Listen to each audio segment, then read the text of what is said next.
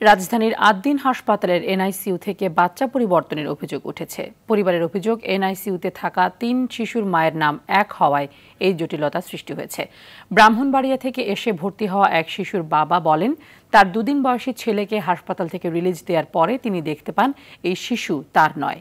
এ নিয়ে হাসপাতাল কর্তৃপক্ষকে অভিযোগ জানালে একই মায়ের নামে থাকা আরও 2 শিশুর পরিচয় নিয়ে জটিলতা দেখা দেয়। এই ঘটনায় রমনা থানায় পুলিশ এসে ডিএনএ টেস্টের মাধ্যমে পরিচয় শনাক্তের পরামর্শ দেয়। তবে এ বিষয়ে হাসপাতাল কর্তৃপক্ষ কোনো মন্তব্য করতে রাজি হয়নি। নগদের সর্বোচ্চ বার 167 টাকা রিচার্জে পাবেন 1 লাখ টাকা পুরস্কার। আরও আছে প্রতি সপ্তাহে পুরস্কার ও ক্যাশব্যাক। ওনারা আমাকে রিলিজ দেওয়ার পরে যে বাচ্চাটা দিয়েছিল ওই বাচ্চাটা আমি নিয়ে গেছি, তারপর আমাকে ফোন দিয়ে নিয়ে আসছে, বলছে এটা আপনার বাচ্চা না, আপনার বাচ্চাটা উলট পালট হয়ে গেছে, চেঞ্জ হয়ে গেছে। তখন আমি দেখলাম ছবি মিলে এসে যে ছবিগুলো আমি প্রথম তুলছিলাম আসলে এটা আমার বাচ্চা ছিল। আমার ফুফু আছে, উনি আসুক, কারণ ওনার হাতেই বাচ্চাটা জন্ম নিচ্ছে, সব কিছু উনিই দেখছে।